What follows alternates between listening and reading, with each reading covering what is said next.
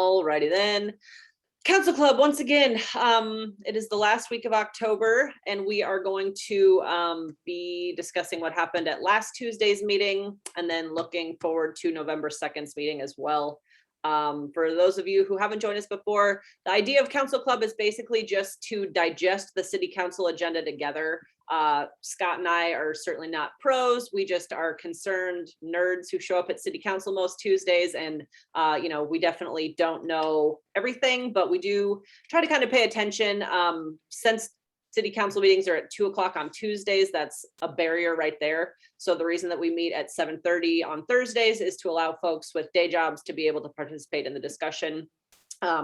And as always, if something comes up where anyone is not able to bring their voice to city council, you can of course email your city councilor, or we're always happy to, I speak out probably too much depending on who you ask at city council, so happy to relay information that way as well. But all right, so first of all, we'll just kind of run through what we noticed about last Tuesday's meeting, the 26th, just this last week. First of all, we usually just kind of take note of who's there and who's not. Everybody except for Councilor Rowe was there. We don't know why Don Rowe was not there, but he wasn't, which kind of ended up affecting some of the voting that happened.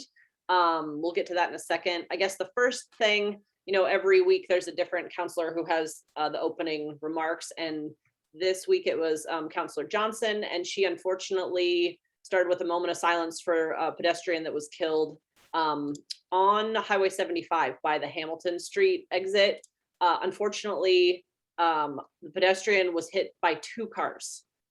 Just unbelievable. So, and Liz, you're here from Mode Shift. I don't know if we talk a lot of times about reporting and how they say a vehicle hit a pedestrian. It's like, no, it was a driver of a vehicle. It wasn't an accident. It was a crash. These things are preventable. So we won't go down that rabbit hole, but if you want to nerd out about street design and road safety and that sort of thing, join Mode Shift Omaha's discussions. We have monthly membership meetings, and a Slack channel as well. But yeah, so unfortunately, man died hit by 2 cars, drivers of 2 cars.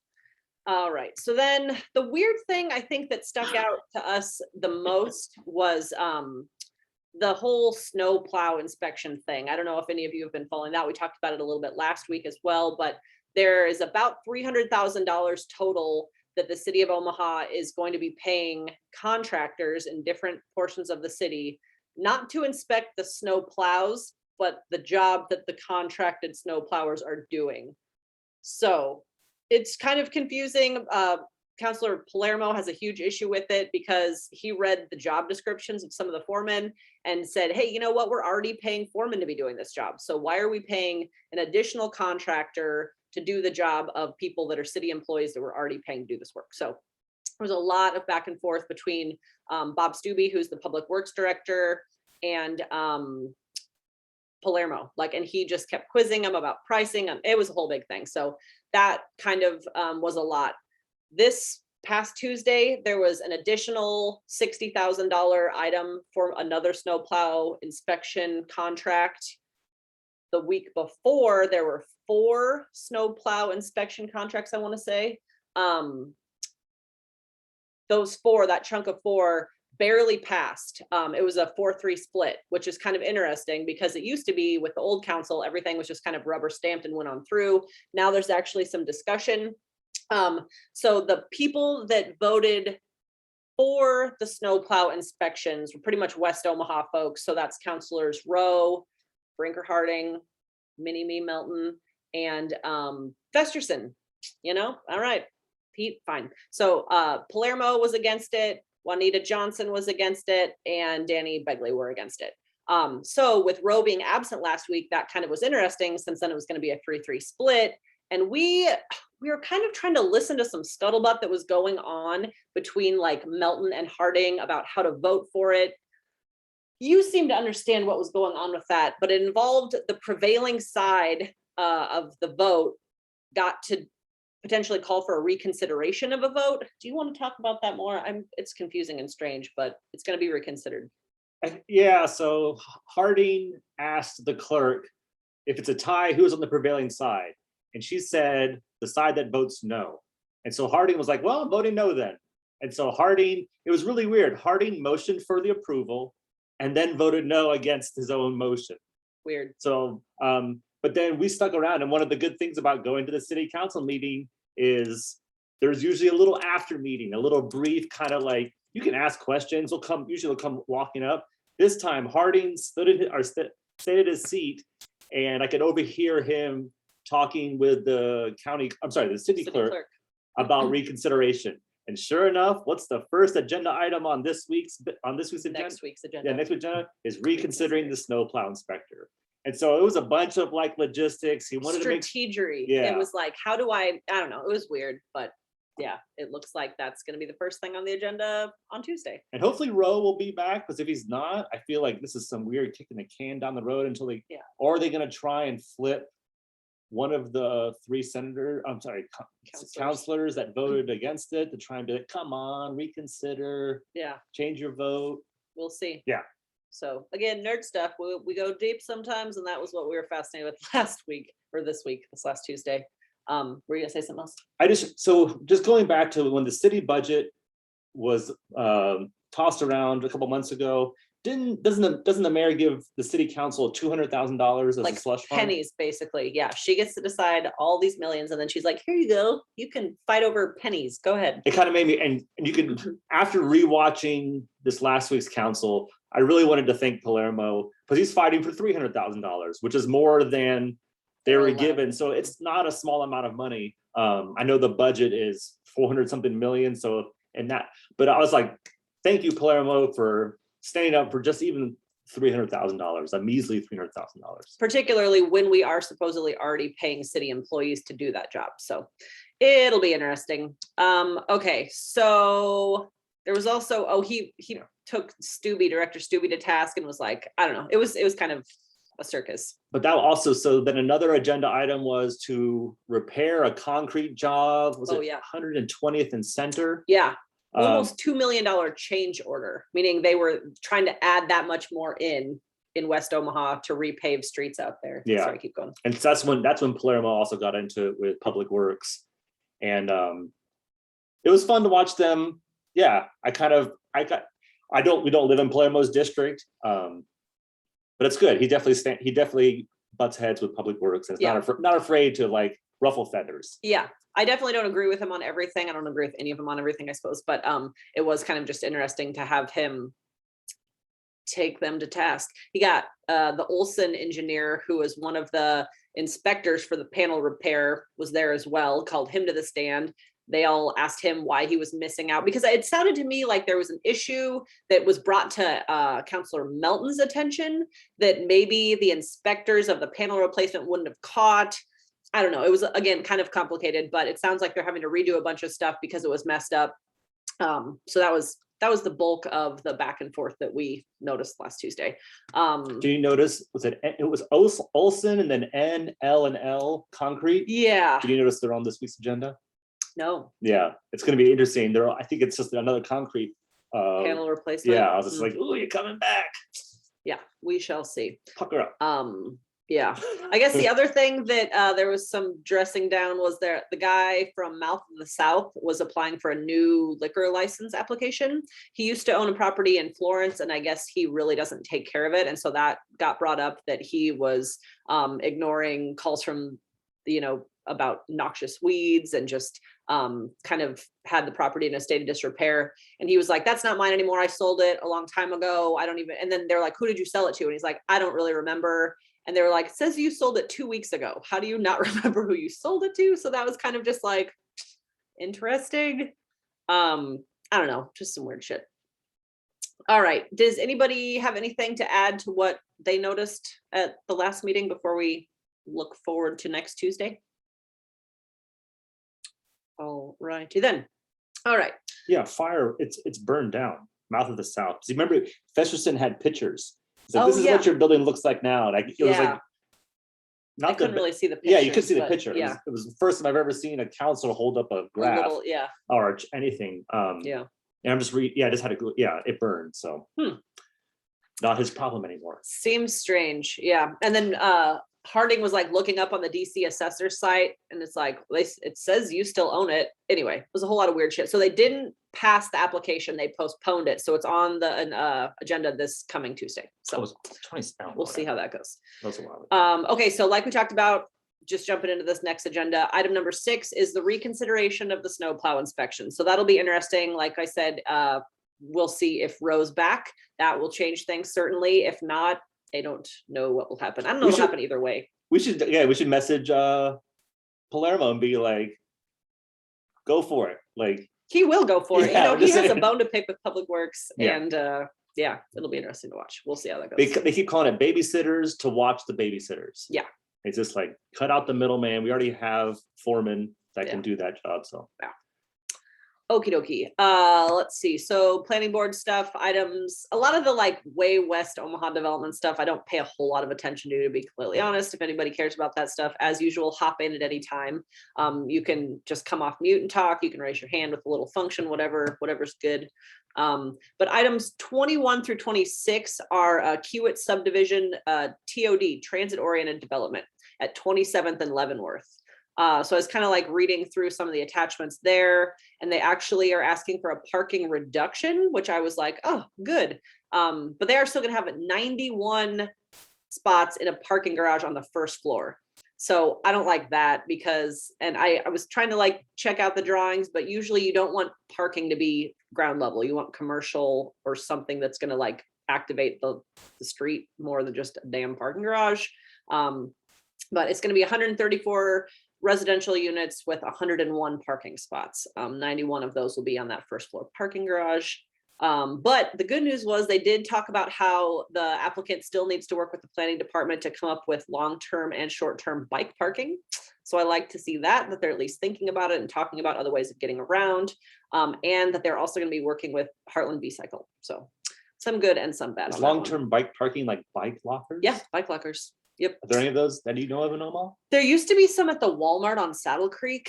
Really? I've actually gotten an email or two over the years, months, what is time, from Mode Shift folks wondering where bike lockers are and why we don't have more of them. So it is something that hopefully we will see some more of, but all right. Item 27 is a rezoning request at 30th and Burdette.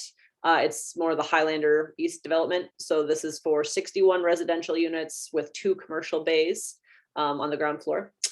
28 is a new development for, there's like that, it's on 16th and Cumming, just on the north side of Cumming, west side of 16th.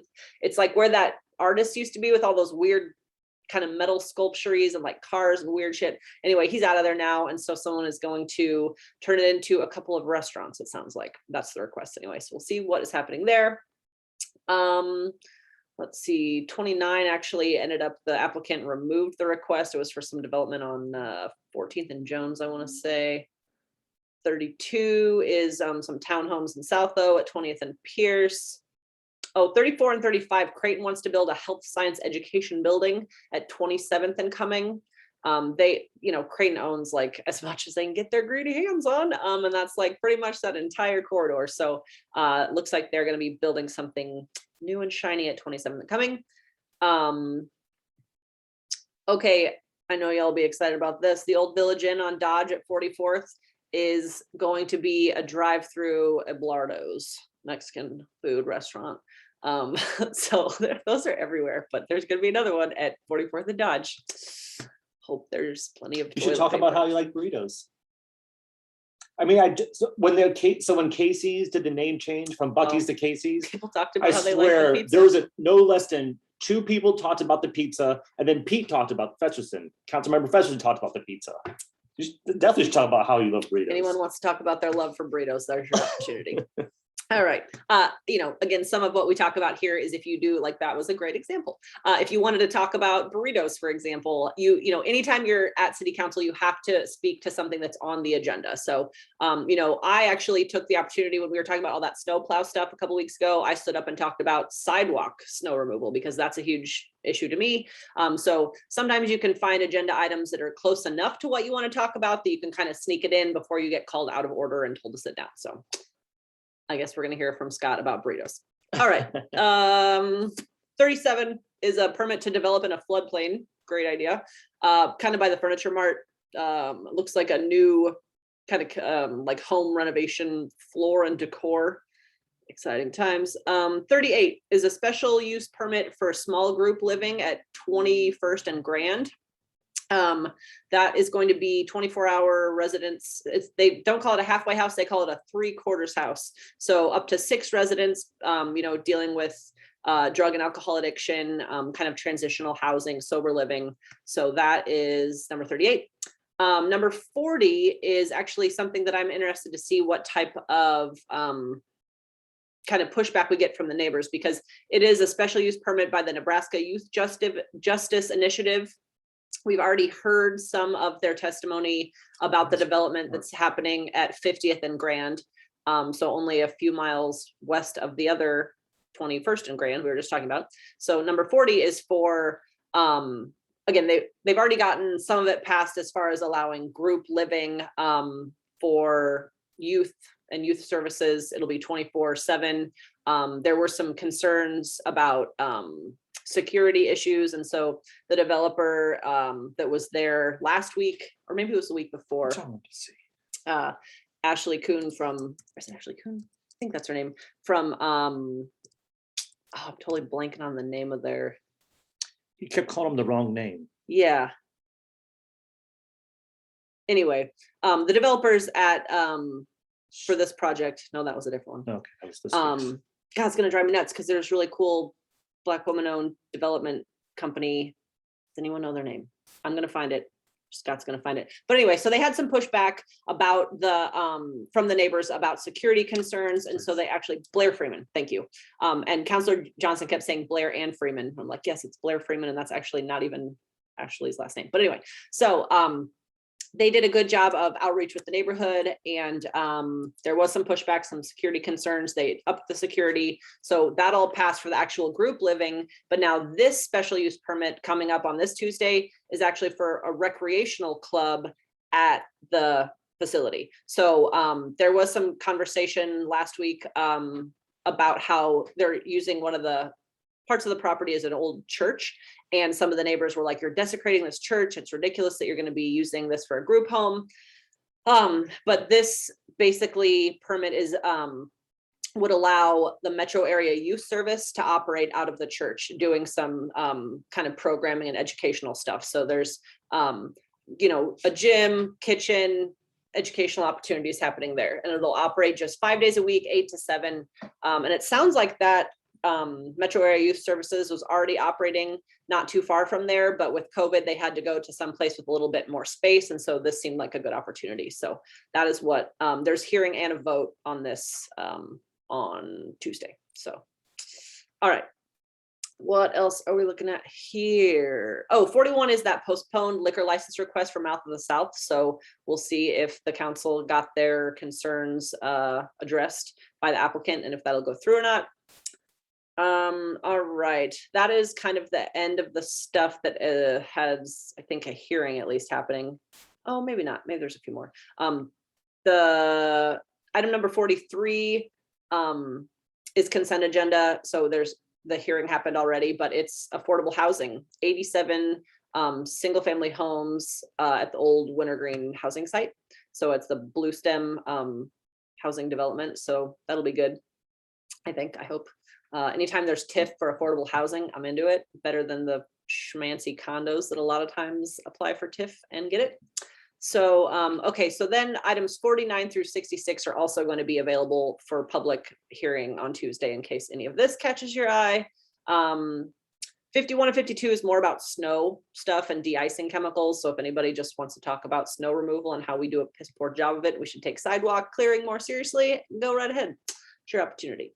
Also, the thing that is always on every single week is a bunch of money spent on sewer reconstruction or sewer equipment, you know, like front loaders for moving whatever. So I'm just trying to figure out ways to talk about a climate action plan and our lack of one. And I'm trying to figure out how to tie that into the sewer stuff, since literally every week you could talk about it, since sewer stuff is a bunch of money and regularly on the agenda.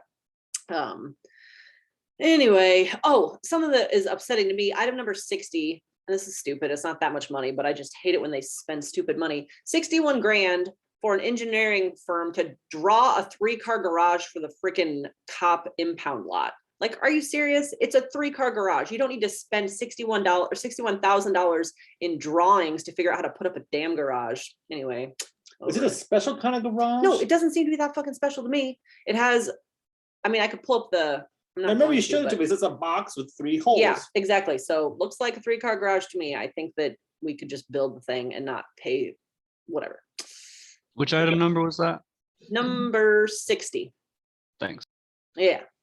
And I think that they're like $61,750 to Holland Basham Architects in order to come up with an Omaha Police impound storage facility project, which like is literally a 3-car garage. Anywho, we'll keep going. Then we've got some lead-based paint stuff. That's also always on the agenda if you want to talk about how lead is killing our children. Okay. So there's a bunch of money actually in better news for parks. So items, let's see, 62 through 65, almost $1 million for parks. But unfortunately, a lot of that money is going to parking lots at the parks. So that's a quick way to spend a bunch of money. But there are some improvements at Indian Point Park, Brown Park, Flanagan Lake. I don't know. They're doing a kayak launch. I'm talking with some friends about some accessibility issues when it comes to parks, and apparently there's not that much in the way of accessibility in some of these things. So we're going to be following up. I actually did just email Director Kalsevich, who's a new parks director, about some accessibility questions when it comes to the parks. There was just an article sort of recently talking about some upgrades that are being done. And I just had a few more questions, have not heard back from him yet on that. All right, retaining walls. As many of you know, when we were talking about trying to get the Harney Street bike lane to become permanent, some of that money would have come from some retaining wall funds. So here we are, spending 50 grand on retaining walls. This is at least along the Keystone Trail. Yeah, so, they got you on that one. Yeah. Yeah. I mean, I'm not interested in walls falling down, so I'm not against it. But I just realized that the 72nd Street position, that's the where the homeless people that Cindy's been dealing with. Yeah. I don't think it's connected. And actually, the few times that we've ridden down there, I've not seen them. I don't know if Cindy. I feel like she's kind of was on. I think she maybe connected them with Omaha Autonomous and Dave, and maybe they fixed it. I don't know. No, We never got out there. Yeah, but always feel free to reach out to us if there's a problem and you don't want to call the police, Cool. which we would very much advocate for. Ditto. Yep. Good.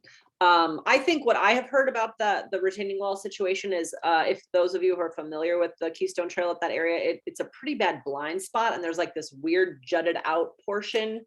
And I think they're talking about like making that less of an obstruction. So hopefully that will make it safer and better for everybody.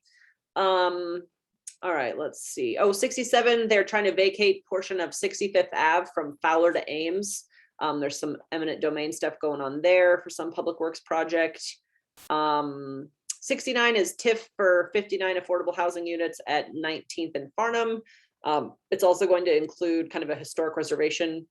What did I say? Historic reservation, preservation and renovation turns into reservation apparently. Anywho, that is 69. Yes. You want to see 16? So I saw a new thing. This right here, low income housing. Yeah, the LIHTC funds. So that's basically, they're actually using low income housing tax credits. So 54 of them will be LIHTC funded apartments. So basically just making sure that it's easier for folks to get into. And so when they say affordable housing units, right, that's not a default. Is that just like saying they're going to be of blue color? Like I guess that's. I think it's right now it's 60% AMI, meaning area median income. So depending, it's what's kind of messed up about that, and the reason that affordable needs to be defined better is because if one person that makes $100,000 moves into the area, it messes up the AMI for the entire development, from my understanding. So it, in my opinion, and not my opinion, actually, people that are way smarter than me, their opinion is that affordable needs to be defined in a better way. By the city. Yeah. So that there's actually, yeah, I mean, it's hard to say that things are affordable when it's not completely defined, I guess. Does anybody else want to weigh in on that? Brian, missing middle, Nulk. I noticed you changed your name, so weigh in if you'd like. No, I haven't gotten to the house pricing yet, but yeah, the definition of affordable being a financial term versus a practical term are two different things. All right, cool. And I also like the comment because this particular project is talking about having a speakeasy in the basement, which if you advertise it, then it's no longer a speakeasy. Okay, fair point. All It's right. like Fight Club. Yeah. Or I guess, yeah. First rule, like first rule of council club, don't talk about council club. Don't talk. No, do share it with your friends. All right, we're gonna keep hopping here. All right, so that was 69 affordable housing at 19 Farnham. Then there's a bunch of money for police items 70, 71, 72, 73, 74, all involve yeah, there a lot of it's that JAG, Justice Assistance Grant money. Number 70, I think I'm into because it's a communications plan for dealing with sexual assault kits. So it's not quite $60,000 and it covers 3 years of a communications plan for hopefully finally handling and dealing with the sexual assault kit initiative. So that's what number 70 is. Number 71 and number 72 seem to be identical to me, which are both for 50 grand for 2 gang specialists, again, with that justice assistance grant. So the way I'm reading it, I think it looks like this will allocate funding for 4 gang specialists.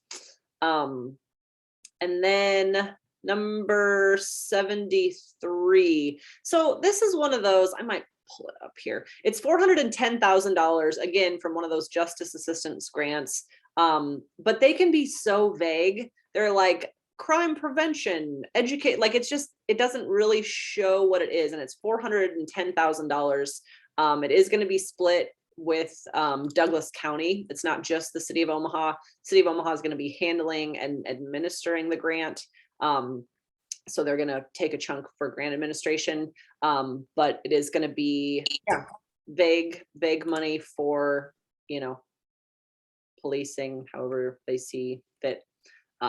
So that's 73. And then 74 is an interlocal agreement allowing Omaha police to arrest people on UNO campus.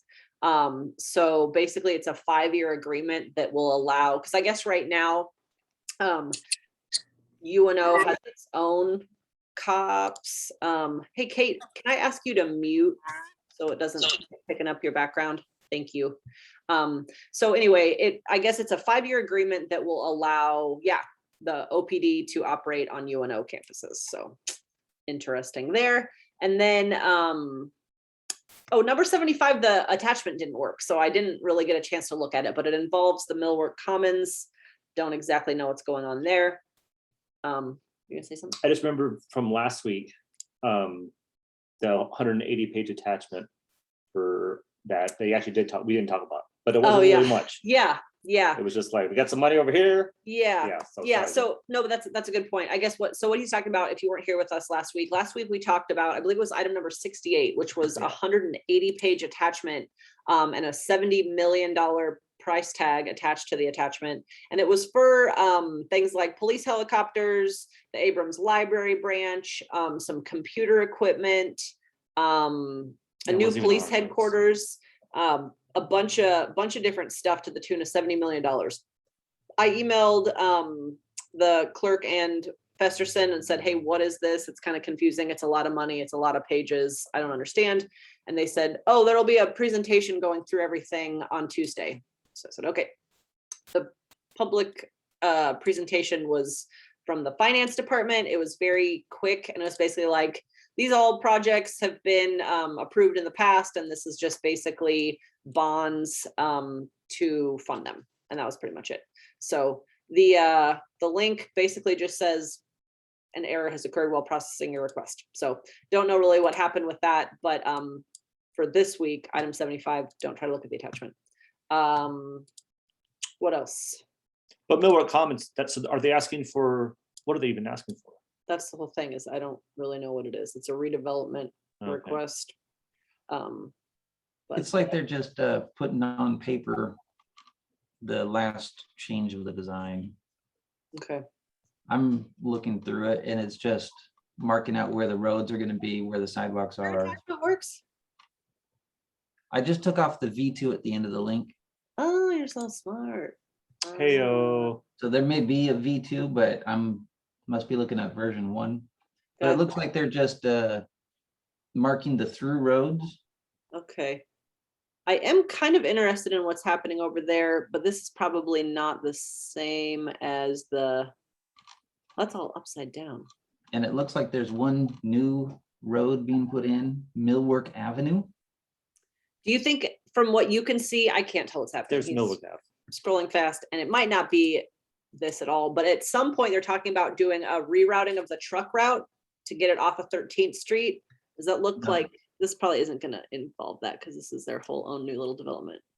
This one, 11 or 13. I don't know. It does look like that is attempted here. It does look like 11th may be proposed to go straight down to. Yes, to After- connect. Okay, then, yeah, to Cumming. Yeah, okay, that The is 10th Street project. the Oh, 10th Street yeah. project. Yep. So that is something that we saw in the CIP when ModeShift was doing kind of a CIP analysis about, all the spending and how we're using bazillions of dollars to widen roads and do all of this stuff and not nearly enough for like bike, walk, pedestrian, transit type stuff. One of the projects that we kind of went back and forth on how to classify, was it for pedestrian infrastructure or was it for road widening and whatnot, was the 13th Street reroute, because it makes the Millwork area and like Hot Shops, that whole kind of north of downtown area, not pedestrian friendly when giant trucks are barreling down 13th through that area. So maybe this little 11th Street connection is going to prevent some of that truck traffic, which would be nice. It's going to make that intersection much more interesting though. Yep. But it's the existing intersection, so. Yeah, cool. Isn't that the one where they've got like a train on display or something? The end of the track comes right there and sometimes they put a train there. So yeah, that UP little display, I believe you're right. All right. All right. Oh, Scott's doing all sorts of stuff, but I think we're pretty much to the end of it. Oh, okay. Except for the non-action items, item 93 is $30 million for a UNMC parking lot garage. Again, $30 freaking million for parking garages. I'm going to cancel out your fist pump, Brian, with some thumbs down. I know you're joking, but it's not funny. $30 million is too much for parking. Yes, your shell gets it. Thumbs down. No more fucking parking. We have so much. It's ridiculous. And UNMC is right on the orbit line. Like, what are we doing? If we're talking about transit-oriented development, we are not spending $30 million on a freaking parking garage. But guess what? We're in Omaha, so we probably will, because everybody has to drive everywhere. If you don't have a car, you're a second-class citizen, and it's ridiculous. So the public hearing on that's going to be November 9th. November 9th. So 2 weeks. I think Do you guys remember during the budget, we were talking about how the city's getting how much? 140, 100 and whatever million in parking dollars for parking garages? sure do remember. Wonder if this is part of that or on top of that. I think it's probably part of that.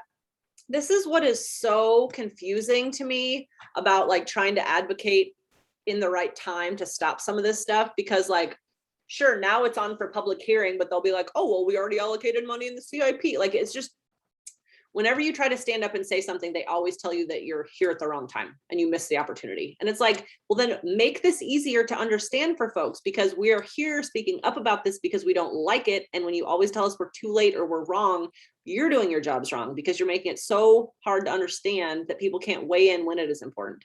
And once again, talking about budget stuff, the budget's already been written. The mayor has already decided. She's already worked with the finance department and all the department heads and has written the budget that she wants. There's very little opportunity for public input. And when we do stand up once a year to beg for, again, $250,000 of what the city council can fight over, it's insulting, frankly. I'm a big fan of the concept of participatory budgeting, where we actually, as a community, would get together and decide what happens with millions of dollars, not hundreds of thousands of dollars. Because at this point, it's just kind of insulting that we all pay taxes, it's our money, and we don't get to decide what happens with it. Oh, I just want to say again, I know I've chimed in about this before, but they can do more than just the 250,000. Like that's just what they're told that they can play with. But we've seen in the past that they've made much bigger changes. Yeah, outside millions of of that. dollars is what they'll request, and then she always shoots it down. And so Mhm. it's, or, you know, and that, thank you, David, because that is a good point. Like, for example, you know, specifically, I ran against Festerson. I don't think he's the greatest, but he did make some attempts at, you know, some good amendments, the $3 million for the bike lane, you know, because they did approve a bike ped master plan, but they didn't approve any funding to implement any of it. So it's kind of frustrating that, like, yes, we might have this plan go through, but then we don't have any money to do anything with it. So he attempted to do millions of dollars of amendments there.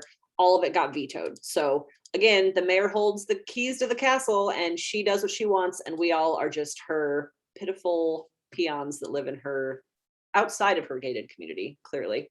But yeah, it's rough. So I don't know, not to just be a bummer, but you know, you all live here, you get it. That's why we're all here, right? Trying to talk about how we can make things better and different, because I feel like, I mean, that's definitely a big goal of ours with Council Club is just, I'm not running again, but hopefully in 3.5 years, when other folks do, enough people will be paying attention year round for the last 4 years, that when it's time to vote for folks, we understand how crucial those positions are and we get better people in there. You know, I don't know, I guess I've been hassling Danny Begley about the sidewalk policy. I know we've all talked about this before, but with the monopoles that like Verizon and communication companies are installing wherever they want, including in the middle of sidewalks, without an ADA plan, without a communication plan. Mode Shift has been working with, we've done some like walk with us events where we scope out issues with sidewalks and accessibility. And we invited Danny Begley and Senator John Kavanaugh to the one that we did in Exarban Village when we highlighted that ridiculous obstruction at 55th and Poppleton with the pole. And so I followed up with them maybe last week and just said, what's the latest? And Begley said that the law department is almost done with the proposed ordinance and they're going to be getting it to the council pretty soon. I asked if there'd be any way that Mode Shift could weigh in before it was in front of council, just like shot in the dark. He has not responded. I'm imagining that is a no, but we will be keeping an eye, as we do, on the agenda to try to get in front of that so that we are able to rally the troops for public testimony when that comes up. Because what I really would like to see is not just a communications plan, but an ADA plan that is approved before they start construction, because accessibility has to be crucial and that can't be an afterthought. And what we saw on 55th and Poppleton shows how little regard they have for anything aside from, you know, their giant poles. So we'll be keeping an eye on that. I guess some other like non-city council related stuff, maybe you all saw on social media, but the Nebraska State Guardians are a group of weirdos walking door to door, I guess, asking for voter verification. They're apparently verifying the voter rolls, which is ridiculous. And what's even more ridiculous is the Secretary of State, Bob Evnen.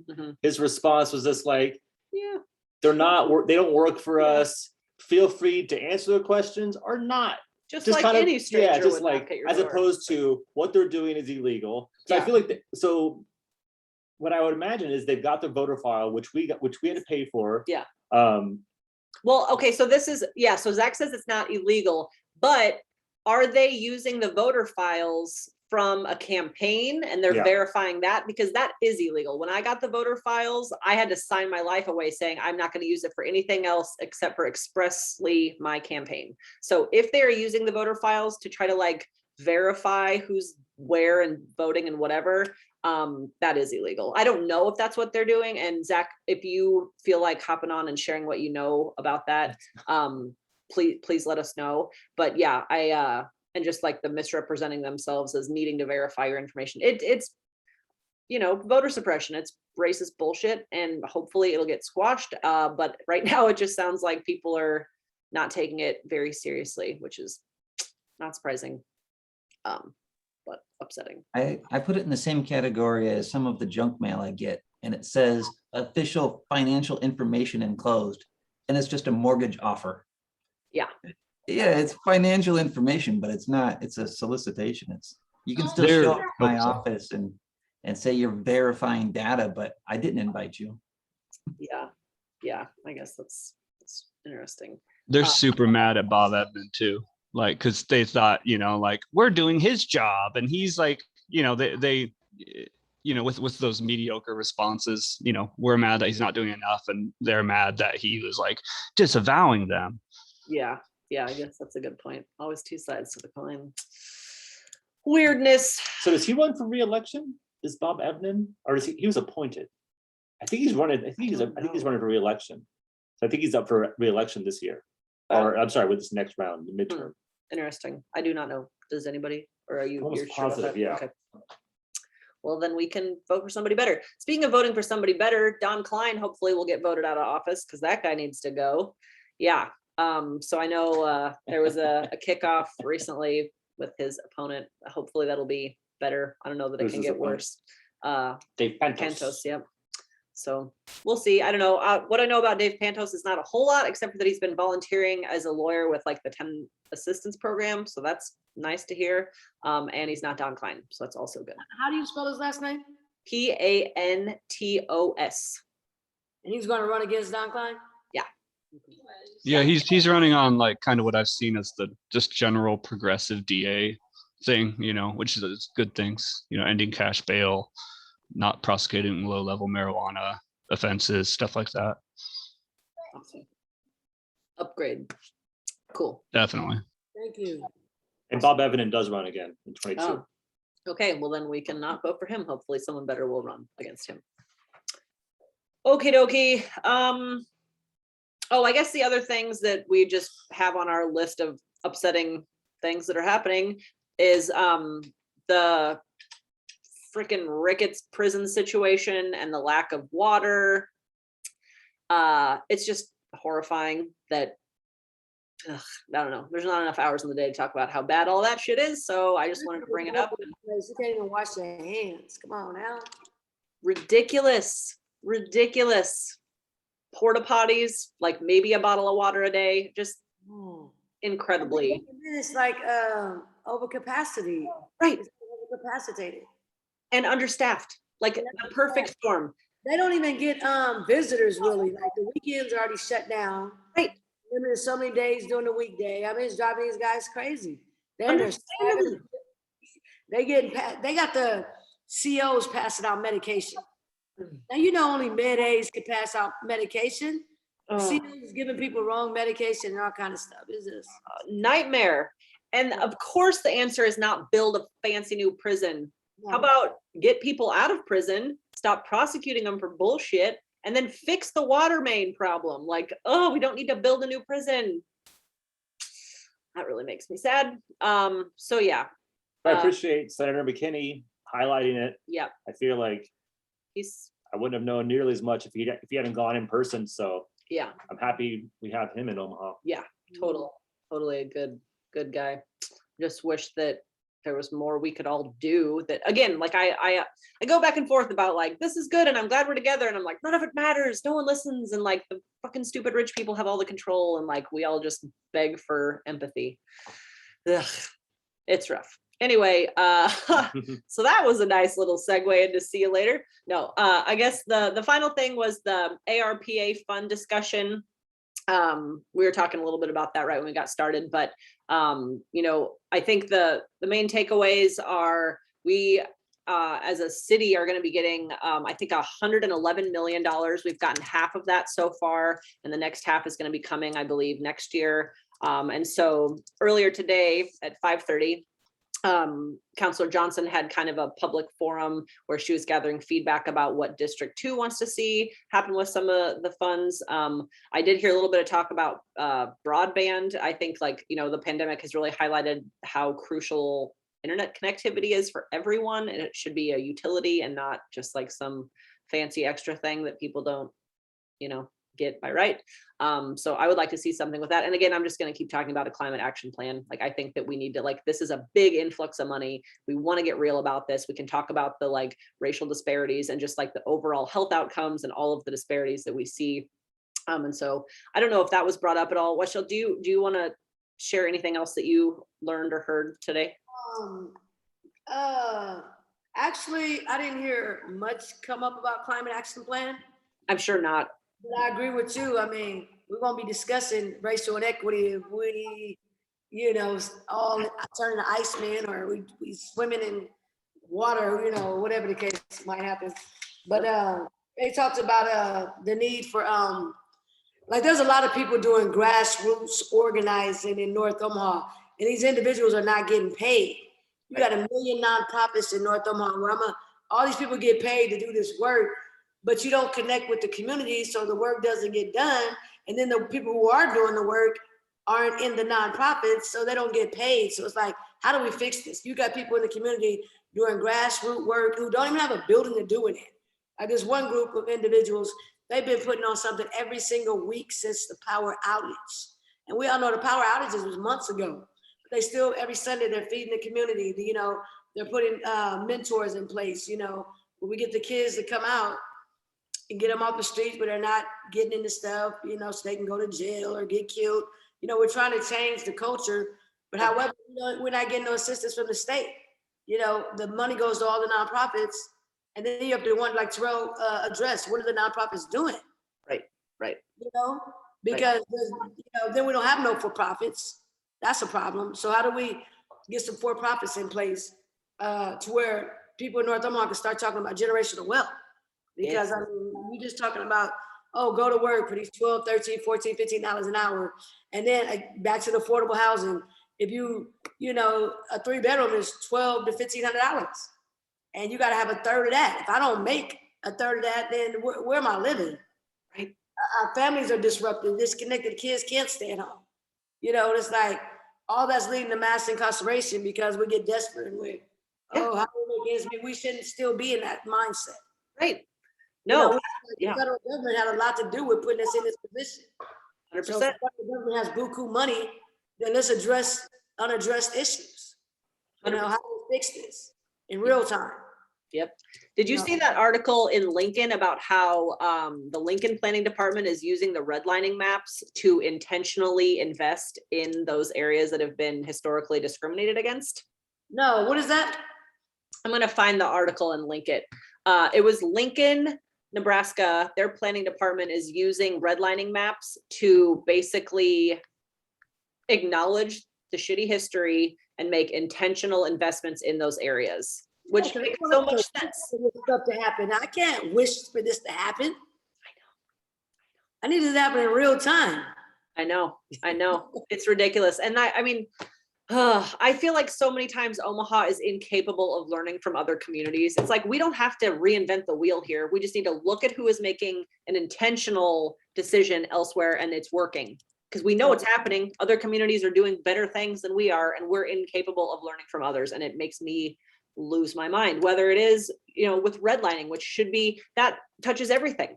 My big kick is transportation. Like, how are those folks getting to jobs? We are not doing a meaningful job of actually addressing transportation. But there, thank you, Zach dumped the article there if anyone wants to look at it in the chat. Yeah, so that is, just something else that's inspiring happening elsewhere. But I absolutely wish it's like, why are we just dreaming about this stuff? Like, who's actually, so I actually sent this article to Omaha's planning director, Dave Fanslaw. And I was like, learn from these guys. Why aren't we doing this here? We need to get real about it. We've heard, like the undesign the red line that the union did. That was a very good eye opener for a lot of folks, but now what? We need the city, we need the government to actually take that information and run with it, because instead of just hoping and dreaming and hoping that we aren't going to just like you said, continue to incarcerate people, which is helping no one. We really need to get intentional about investing in the communities that we have intentionally disregarded and disinvested in for way too fucking long. It's pathetic. So just chime in right here. I've done a lot of consulting on, using data to inform organizational decisions. And frankly, I've seen how, because what you're describing when you talk about using the research of Undesign the Red Line, that's data, that's bottom up information. And when there are groups of leaders, not just one or two, groups of leaders at the top that collectively make those decisions or change the culture in which decisions are being made from the bottom up, that's the only time that that is going to matter. If you have somebody like Gene Stothert, if you have a leadership group that is inclined to just keep things the way they are, invest in West Omaha, nothing's going to happen. None of that data makes any difference. None of that. Exactly. That, I mean, that's what it is. But it requires a complete overhaul of the leadership making or decision making tree at the top, and it's. Which is why we're here, because we don't know how else to do it, but aside from like try to gather, people to shift who's at the top. But in the meantime, what do? Like we're all just losing our minds because we have terrible leadership. Like even, I'm not saying necessarily every single person on the city council is terrible, but I will tell you a lot of folks on there don't have the freaking backbone to stand up to the mayor. And that's why, I mean, again, I ran as kind of a joke, protest, whatever you want to call it, but like, I'll talk about the mayor and how she makes bad decisions all day long, and no one on the council will do that. And I wish that we would have a little bit more of the checks and balances. That's supposedly what the council's about. Another conversation that we've had here on Council Club is the city charter. The charter convention is coming up in a couple of years, and at that point it'll never happen again because of the leadership. I would really like to see our governing style revamped. Right now it's a strong mayor system. We could look at a strong council system. We could look at a hybrid. We could look at a city manager. Like there's different ways of governing, and I frankly think that this whole strong mayor situation is not working. Or you know what, let's turn it into 2 cities. She can have everything west of 90th, and Omaha can be Omaha. And if you're east of 90th, you're Omaha. And if you're west of 90th, you're West Omaha. Like in Des Moines and West Des Moines, those are 2 different municipalities. I think we should seriously get real about something like that. It'll never happen. I just like to spitball and dream here, but something's got to change. I don't know. Were you talking about having Benson secede? Yeah, I used to want to make, when I had the shop in Benson, I wanted to make like secede Benson shirts because, Stother just wants to annex everything, and she makes everything worse, and we can't afford what we've got, and she keeps going, growing. And the reason she annexes is so it doesn't look like everyone's leaving Omaha. She likes to not say brain drain. She likes to say brain gain. And the way that she gains brains is by annexing them. It's not good. It's not sustainable. Sorry, y'all. That was just a real depressing hour. Everybody doing okay? Do a little check-in at the end before we We're part gonna ways. celebrate with Roger Garcia. This is so non-city council stuff, but Oh, yeah. still City Hall. Douglas County Commissioner for Mike Boyle, the replacement. I think more than anything, just the process. The interviews were live streamed. It was like a 9-hour-long interview process. Just comparing it again to when Colleen Brennan got the appointment by emailing the city council the most and being the most annoying, but no interviews. So just a stark comparison between the 2 appointment processes. And then also I think Roger Garcia was a good choice. I don't know. I mean, I don't know Roger Garcia personally. What I will say is I do appreciate the transparency in the process, but what I didn't like is at the end, they were like, thank you so much, Rochelle. I'll talk to you soon. Yeah, totally. What I didn't like is they basically at the end, they were like, oh, thanks for coming to get interviewed. We already made up our mind, because also the city already made up their mind, and he only lost by 3. So thanks for wasting all your time, but we already decided. Yeah. That was what I didn't like about it. I don't know if y'all feel like that or not, but I think it's, better than another rich old white guy. I'll give you that. But I would have liked to see a woman of color, ideally. Like I don't know, whatever. He'll be fine. Anybody else have thoughts on that?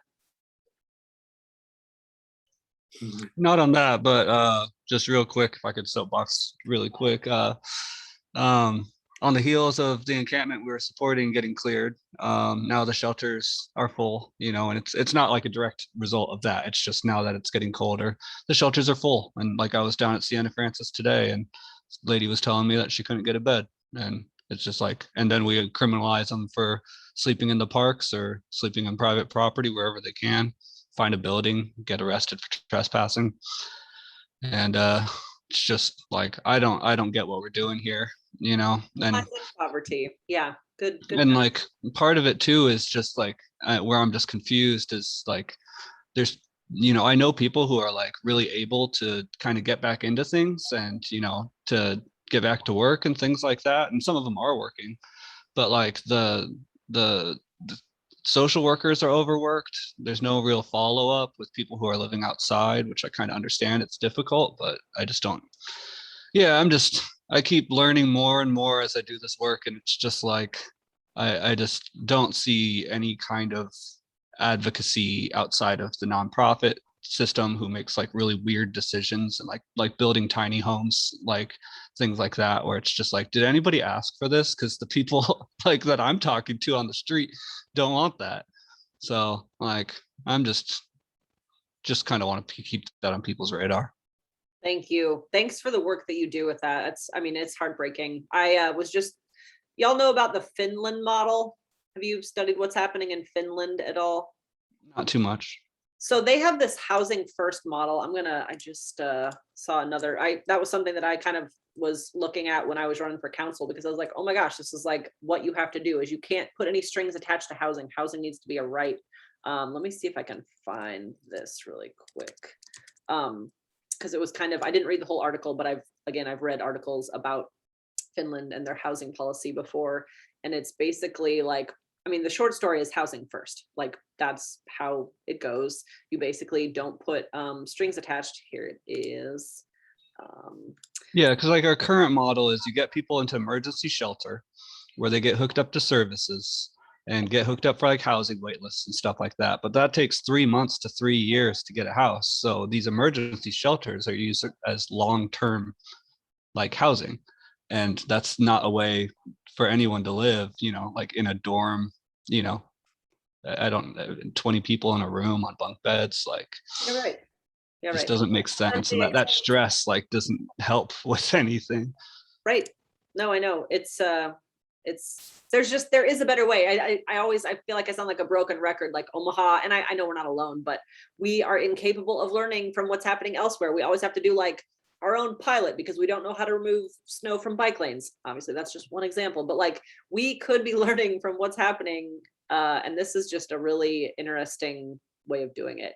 But again, it's a vicious cycle. If you're not letting folks have housing, how can they have any other part of their life be stable? How can they stay sober? How can they stay employed? How can they do any of these other things if they don't have the baselines?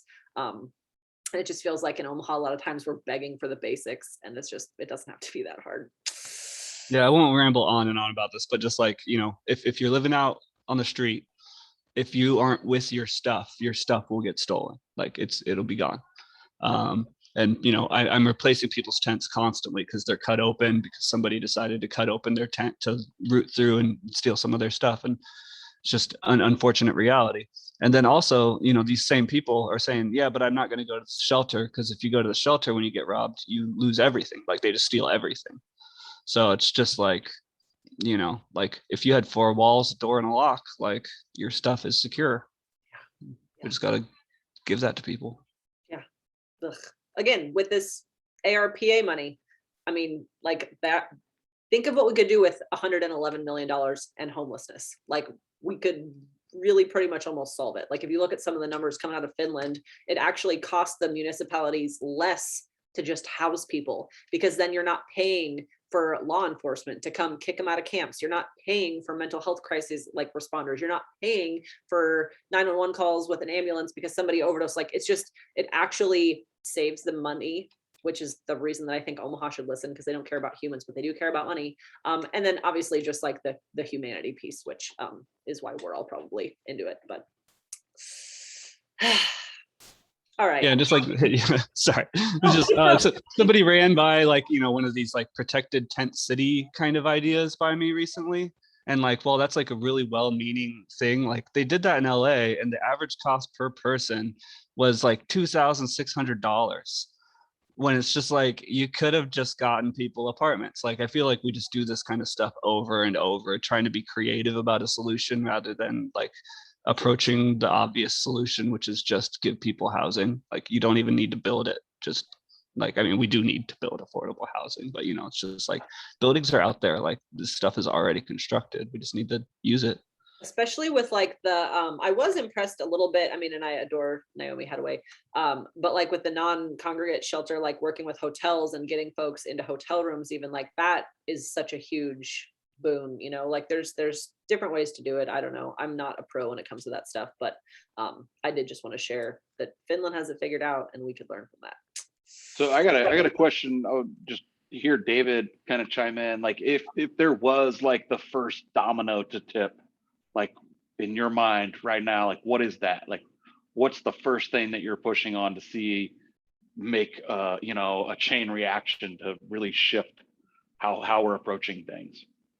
Gosh, I mean, I don't know. I guess at this point, I'm just trying to be involved and help people like individually, because that's kind of what we can do.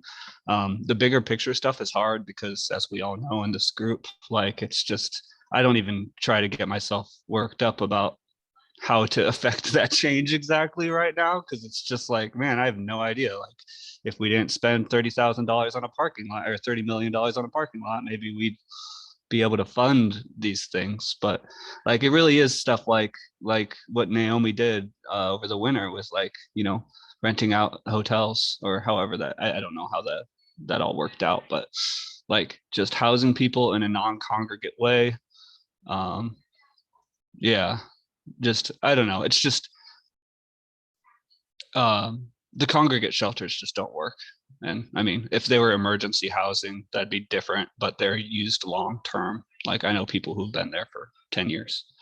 Just doesn't make sense. Yeah, I'm telling you, y'all need to read this article, and not just this article, but find other, it's just called Housing First. That's the concept, is like, you don't attach strings to it. You don't say you have to be employed this many hours a week. You don't say you have to be sober, because again, the rest of it depends on housing security. And so, yeah, they're talking about just about even how it's cheaper just giving people apartments than letting them live on the streets. Yeah, I'm a big fan of housing first. So like I guess that would be my answer, is housing first. Yeah, which, you know, takes a chunk of money, but then you just actually get people in apartments, and or hotels, or wherever's available. But yeah, that's, I don't know, just read the article. It's so good. Yeah, so many inspiring things happening, not so much in Omaha. Although I'm sure there were good things we talked about tonight. I'm blanking on them currently. All right, I might hit stop recording. It's 8:40. Anybody else have anything else they want to share before I hit stop on the recording? Okay, thanks for joining us.